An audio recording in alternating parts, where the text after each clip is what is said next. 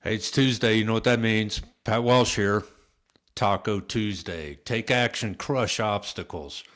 Welcome back to the Warrior Servant Leader podcast. This is episode 9. We're glad you're here. And today we're going to talk about, does morale at your agency suck? Does morale in your daily life suck? Do you know why?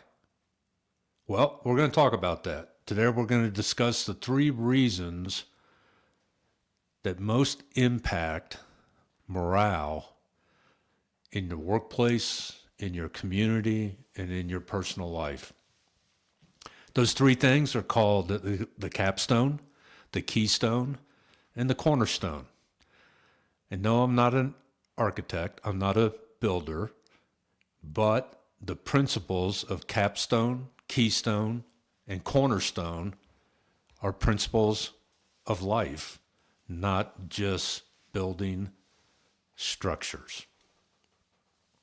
And then we're going to jump into what are some action steps you can take to crush obstacles that are affecting and impacting your morale. Before we jump into the topic, like I always do, I really want to thank our supporters at Law Enforcement Today, Blue Lives Matter, and Police Tribune. They have been proud supporters of me and the Warrior Servant Leader mindset for a number of years. And I really appreciate everybody there and Kyle Reyes. If you get a chance also, our website's up and running, the Warrior Servant Leader Podcast.com. You can jump on there. All our episodes are on there. You can download them. Subscribe to the Warrior Servant Leader podcast on your favorite podcast platform. Right now, we're doing really well on 8 different platforms. Apple Podcasts is leading the pack. Would really appreciate a like and review. Leave a review on the podcast so we can continue to grow this community and be an impact in the lives of the people that we meet every single day. So let's jump in. You've heard the expression, you've probably used the expression, morale sucks. What is morale? Because when you say morale sucks, you may mean one thing and somebody else thinks morale is something different than what you think it is. So I'm going to share with you my definition, if you will, of morale.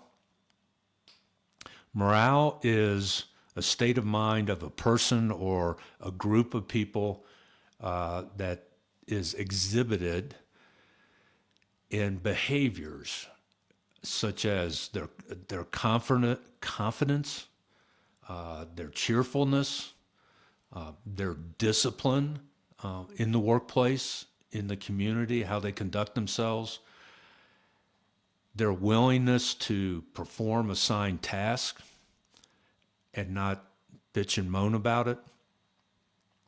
It's basically the capacity to maintain your trust and belief in an organization, in a goal, or even in yourself.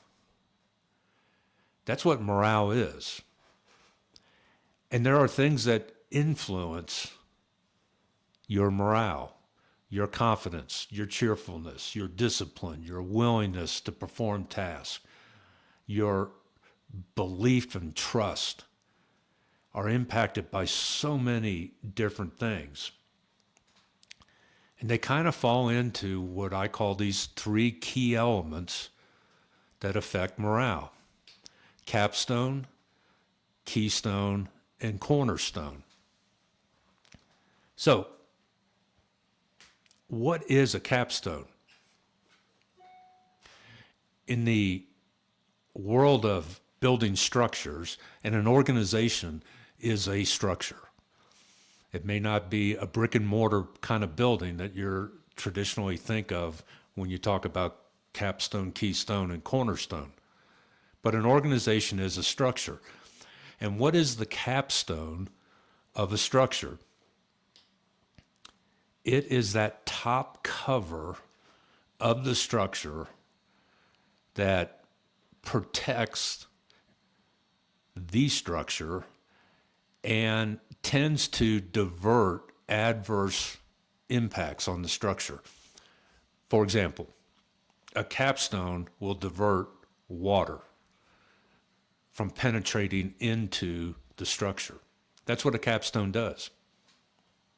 If you have a pillar on your deck and you have a capstone on the top of the pillar, that capstone is designed to divert adverse influences on the structure. Wind, rain, snow, dirt, all those kinds of things. So that's what a capstone is. What's a keystone? A keystone, most people, they see it as decorative. You'll see almost always a keystone is in an arched structure, like a bridge, a stone bridge. And that keystone is the central support mechanism that evenly distributes the weight down each side of the arch. Let me put it in a different visual for you. Pennsylvania is called the Keystone State. That's their nickname, the Keystone State. Why? Part of it is because of where they were centrally located within the 13 colonies. Secondly, look at all the things that transpired in Philadelphia in the establishment of the United States of America. Pennsylvania was a central support mechanism to evenly distribute the weight of standing up a new country. Finally, cornerstone. And we see cornerstones all the time. You walk around any older city, you'll see a cornerstone, which is literally a stone that is on the corner of one of the corners of the building. This dates back all the way to pagan times, Roman times. Typically, the cornerstone was the northeast corner of the building. And part of that was for the belief that facing to the northeast was a sign of good luck, a sign of opportunity and blessing. And cornerstones have two unique features to them, one of which you can see, the other of which you cannot. Virtually every cornerstone has something inscribed on the actual stone, whatever that material is. And it usually has a date, and it has some words, because the cornerstone was the opportunity for the builder to write down history. So the date, who maybe the building's dedicated to, I mean, there'll be some sort of inscription on a cornerstone. And so for as long as that building stands, people that pass by will be able to know the history of that building. Now you can see that. Here's what you cannot see in cornerstones, but has been traditionally done for centuries. The cornerstone is a celebration of something successful, the completion of that building. So what many, virtually all cornerstones from the time, Roman times and before and for some time since then, the cornerstone is actually hollowed out to some degree, and inside that hollow space is basically a time capsule. Things that were important to the community, to the builder, for the reason for building that structure, are memorialized by placing objects from that time in the cornerstone.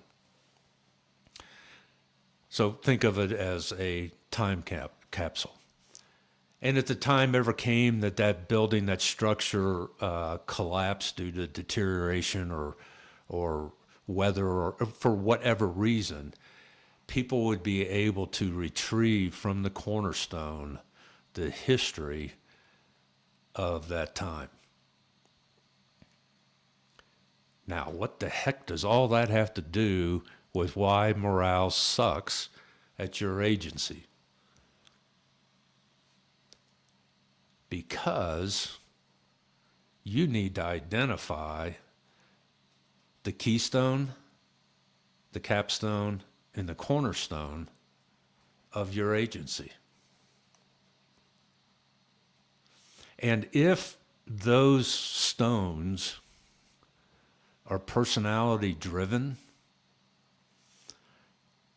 your organization, your structure is going to collapse when that person's no longer there. Or that person falls out of favor for political reasons or whatever reason.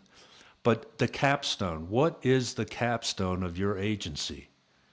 What is it that protects your organization from adverse influences? One of the things that may protect it are your policies and procedures. Do you have policies and procedures?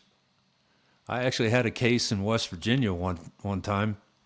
I was the expert witness contacted on an incident involving a sheriff's department, and so I asked the attorneys in the case. I said, I need all the written policies and procedures of this sheriff's department. And the attorneys go, they don't have any. And I'm like, well, I mean, they don't have them available? No, they don't have any written policies and procedures. And I asked the obvious question, why? And the attorney's response was, well, the sheriff says all his people graduated from a police academy. They ought to know right from wrong. I don't have to put it in writing. Well, apparently you do need to put it in writing because of this particular incident that resulted in a lawsuit. So what is the capstone of your agency? What is protecting the integrity, the processes, the procedures, the reputation of your agency? And if it's a single person, you're in trouble. If that's your capstone, well, it's the police chief, it's the sheriff, it's the city commission, it's the county commission. If it's made up of people and not something that can withstand when those people leave, then your organization has a problem. And that's going to adversely affect the morale of the folks within your agency, that they have no protection. Secondly, what's the keystone? What is the central point of support within your agency? And again, if it comes down to it's personality driven, you have a problem. And I give you in a way, in hindsight now, a disappointing lesson that I've learned since I retired. Back in it's 2008-ish, somewhere around there, we got a new police chief. I had, through a period of 26 years on the Dayton Police Department, 8 different police chiefs or acting chiefs over 26 years. It was a roller coaster ride. And morale sucked because we didn't have a capstone. We had policies and procedures, but they weren't always equally and fairly applied.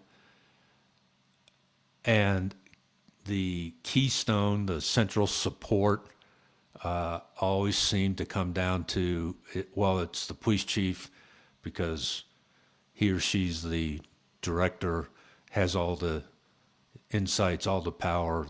That's the central support of our agency. But when you were changing police chiefs every 2 to 3 years, and they came in with a different set of agendas, it affected morale. And I get that. Well, we had a chief that came and he wanted to impact and reduce gang-related murders in Dayton, Ohio. And I ended up being tasked with heading up that initiative, and did so for the last 4 years of my career. And it was because of the work of all the people that were involved. The long and short of it is we reduced gang-related murders by 64%. And the chief had said from the very beginning that this was not just going to be an initiative that is going to expire. We'll do this for a couple years and get things under control and then move on. He said, we're going to, what's the word he used? Institutionalize this program, if you will. It was called Community Initiative to Reduce Gun Violence.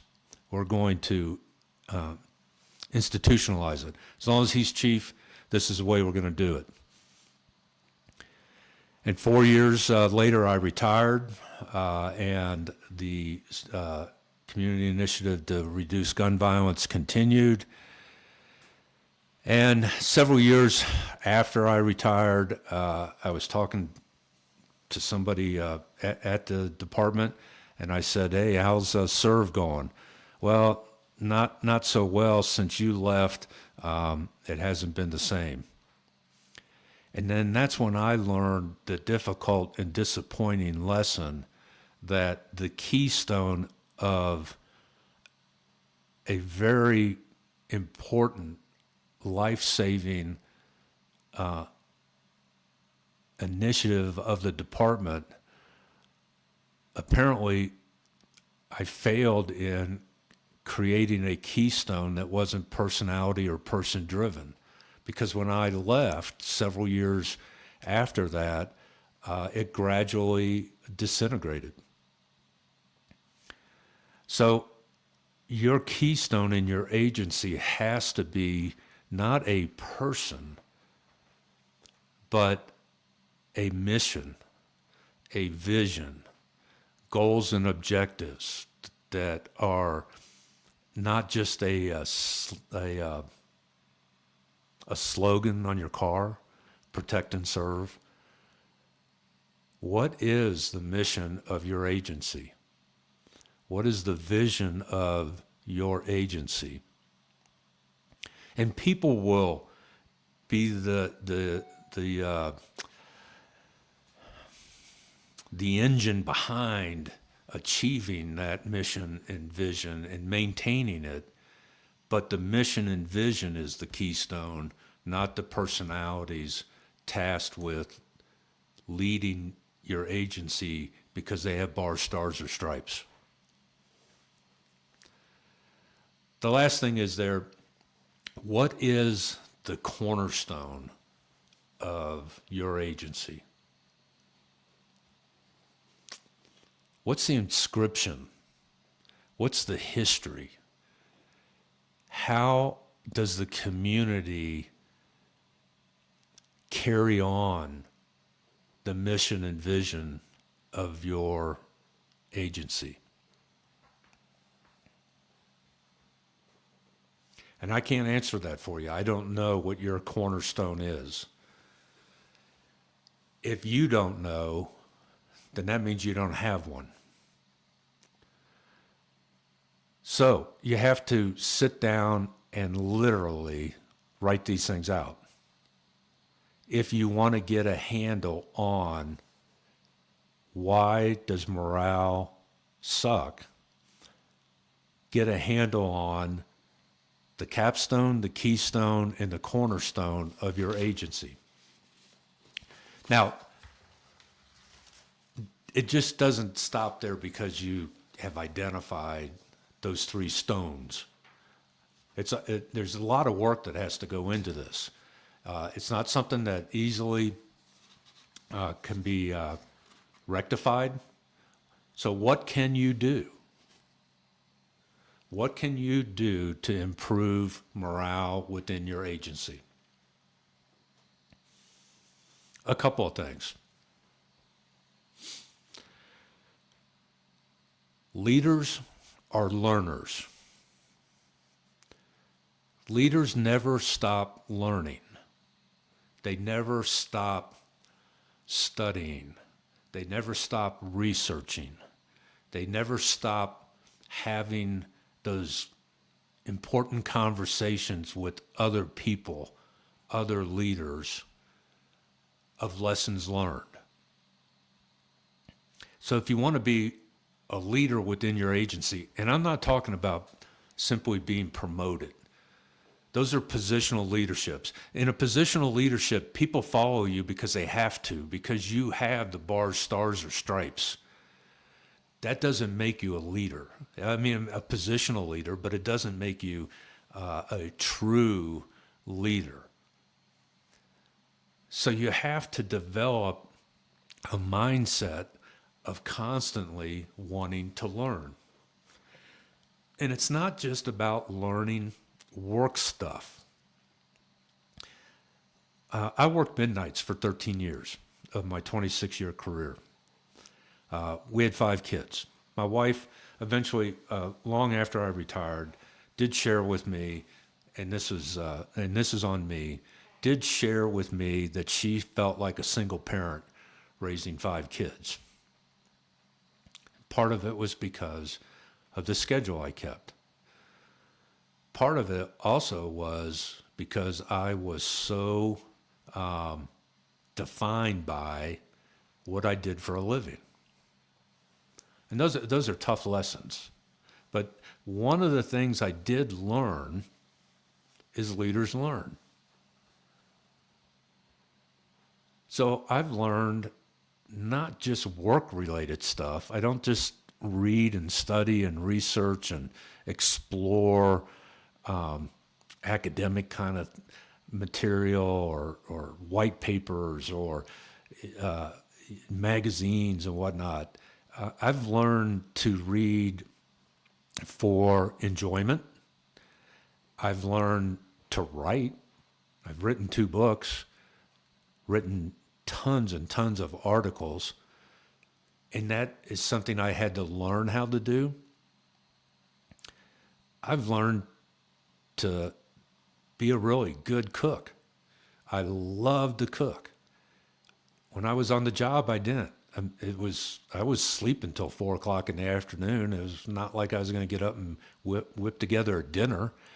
But I've learned how to cook a whole variety of different styles of and traditions in fine dining, if you will. I love it. I love to bake because I have a mindset of I constantly want to learn. So that's one of the challenges that you can take upon yourself is how can I learn and learn stuff that's work related, but there is life after this job. What are you learning that is going to carry on into life after law enforcement? Second thing that you can do to crush this obstacle of what's negatively impacting morale, surround yourself with like-minded people. You know, they in some of the parenting books, they tell you, hey, look at your kid's 5 closest friends. That's how your kid's going to turn out. If their 5 closest friends are little south end of northbound horses, that's right, horse's ass, your kid's going to turn into one. It doesn't change when you're an adult. Surround yourself with people who have the perspectives, the vision, the mission, the ethics that you have or that you want to have. I call it the 3 F's. And this is where you start, surrounding yourself. The 3 F's. Faith, family, and friends. Not simply people at work.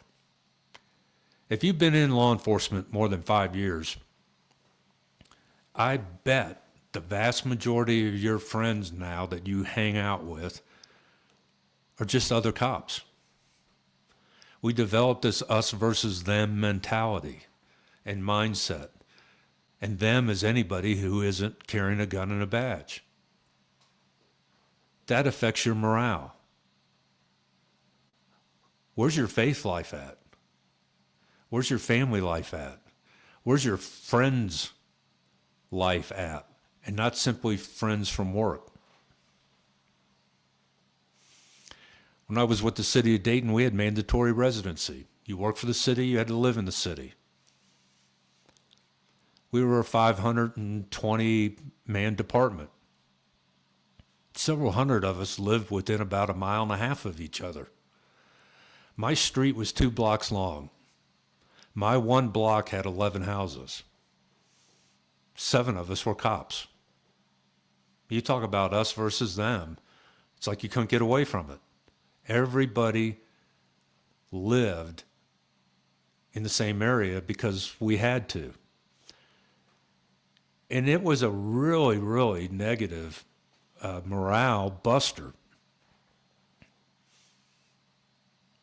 that we couldn't live where we wanted to live because the city wouldn't let us. So surround yourself, faith, family, and friends, and start there. Because whatever you're looking for, you'll always find more of it.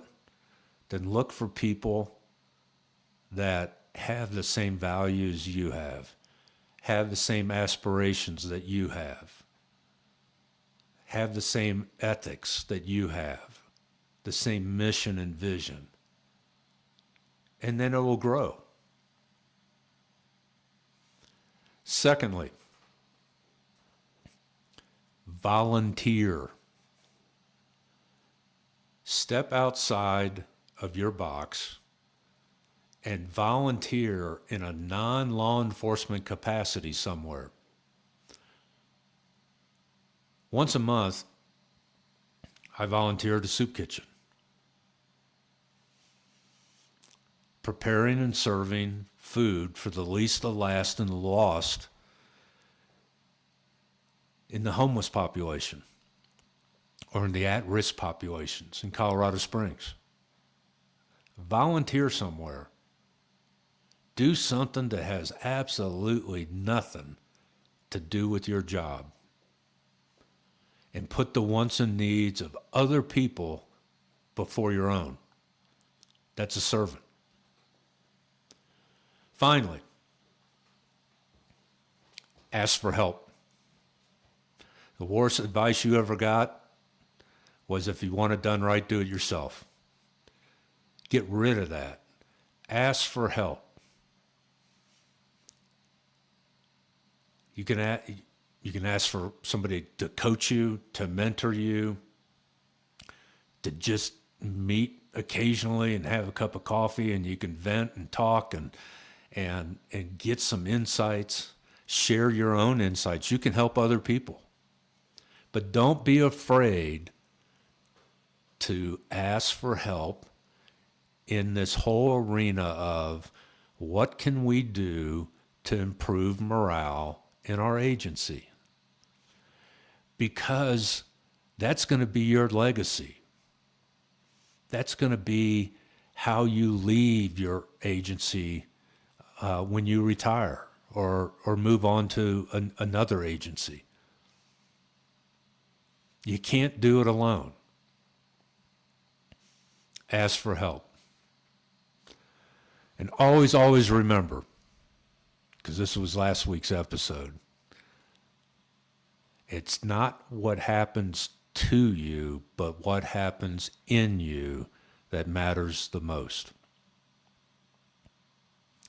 So, I hope you walk away from this podcast that you got some insights, some encouragement, that you have some idea of, hey, I'm not alone in this, and I can count on others to help me.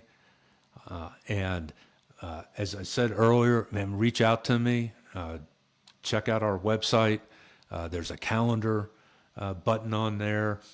Set up 30 minutes to chat if you want to talk one-on-one and learn more about how you can become the warrior servant leader that you want to be. And as always, subscribe to the podcast. Really appreciate it if you leave likes, reviews, share it with people, join the newsletter on my LinkedIn page. Where last count I was at 625 subscribers. Our community is growing, and we'd love you to be a part of it and grow with us. And thanks for being here. And you know what? We're done for today. So I'll see you next Tuesday, Taco Tuesday. Take action, crush obstacles. Love y'all. See you next week.